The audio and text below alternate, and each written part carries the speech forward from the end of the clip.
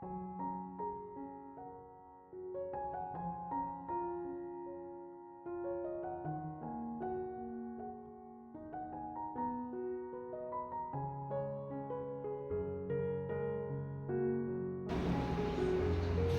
Ibu, saudara-saudari, adik-adik kaum muda yang terkasih, Shalom, berkah dalam, piye kabare.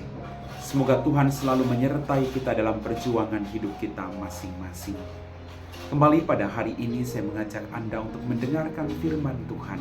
Maka mari kita siapkan hati kita. Tuhan bersamamu dan bersama roh. Inilah Injil suci menurut Santo Yohanes, dimuliakanlah Tuhan. Banyak di antara orang-orang Yahudi yang datang melawat Maria dan yang menyaksikan sendiri apa yang dibuat Yesus terhadap Lazarus percaya kepadanya. Tetapi ada juga yang pergi kepada orang-orang Farisi dan menceritakan kepada mereka apa yang telah dibuat Yesus itu. Lalu imam-imam kepala dan orang-orang Farisi memanggil mahkamah agama untuk berkumpul. Mereka berkata, "Apakah yang harus kita buat? Sebab orang itu membuat banyak mujizat. Apabila kita biarkan dia, maka semua orang akan percaya kepadanya. Lalu orang-orang Roma akan datang dan merampas tempat suci kita serta bangsa kita." Tetapi seorang di antara mereka, yaitu Kayafas, imam besar pada tahun itu, berkata kepada mereka, "Kamu tidak tahu apa-apa. Kamu tidak insaf bahwa lebih berguna bagimu jika satu orang mati untuk bangsa kita daripada seluruh bangsa ini binasa." Hal ini dikatakan Kayafas bukan dari dirinya sendiri, tetapi sebagai imam besar pada tahun itu, ia bernubuat bahwa Yesus akan mati untuk seluruh bangsa. Bukan untuk bangsa itu saja, tapi juga untuk mengumpulkan dan mempersatukan anak-anak Allah yang tercerai-berai. Mulai dari hari itu mereka sepakat untuk membunuh dia. Karena itu Yesus tidak tampil lagi di muka umum di tengah orang-orang Yahudi. Ia berangkat dari situ ke daerah dekat padang gurun, ke sebuah kota yang bernama Efraim. Di situ ia tinggal bersama murid-muridnya. Waktu itu hari raya Paskah orang Yahudi sudah dekat, dan banyak orang dari negeri itu berangkat ke Yerusalem untuk menyucikan diri sebelum Paskah itu. Mereka mencari Yesus dan sambil berdiri di dalam bait Allah, mereka berkata seorang kepada yang lain, "Bagaimana pendapatmu? Akan datang jugakah ia ke pesta?" Demikianlah sabda Tuhan.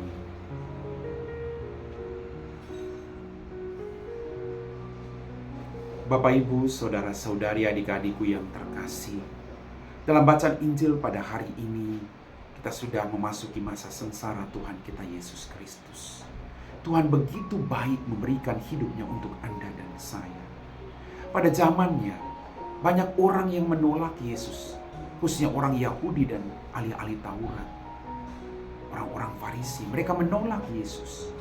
Tetapi tidak sedikit orang juga mengakui dan mengagumi serta mengikuti Yesus dengan setia. Maka mari kita pilih dalam hidup ini. Mau mengikuti dia atau meninggalkan dia. Mencintai dia atau mengkhianati dia. Tuhan mengasihi kita. Tuhan datang membawa keselamatan bagi Anda dan saya. Mari dalam masa-masa sengsara ini kita buka hati kita.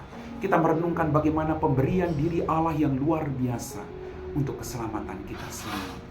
Allah hadir agar engkau dan saya selamat. Agar di mana mereka berada, Bapa, Putra, dan Roh Kudus, di situ pun kita berada. Bapak, Ibu, saudara-saudariku yang terkasih, seperti orang-orang yang datang ke bait Allah mencari Yesus, kita juga harus punya kerinduan untuk terus mencari dia. Mencari dan mencari dia dalam semua peristiwa hidup kita. Melalui firman-Nya, melalui pengalaman-pengalaman yang kita alami dalam kehidupan kita. Lalu kita maknai setiap peristiwa. Kita cari makna di balik pengalaman penderitaan maupun kegembiraan. Dan disitulah kita menemukan bahwa Allah sungguh baik. Amin.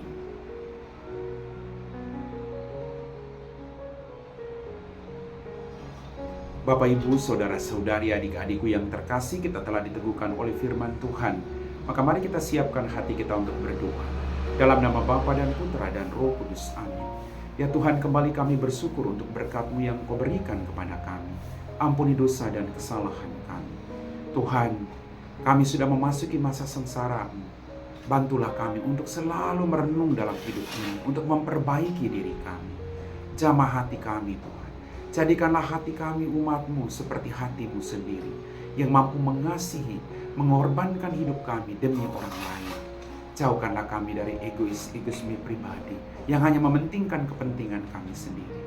Berkati semua umat beriman dimanapun mereka berada, agar mereka sungguh-sungguh mempersiapkan hati untuk menyambut Engkau sebagai Sang Juru Selamat. Kami puji Engkau Bapa kini dan sepanjang segala masa. Amin. Tuhan bersamamu dan bersama roh. Semoga kita sekalian diberkati oleh Allah yang Maha Kuasa, Bapa dan Putra dan Roh Kudus. Amin.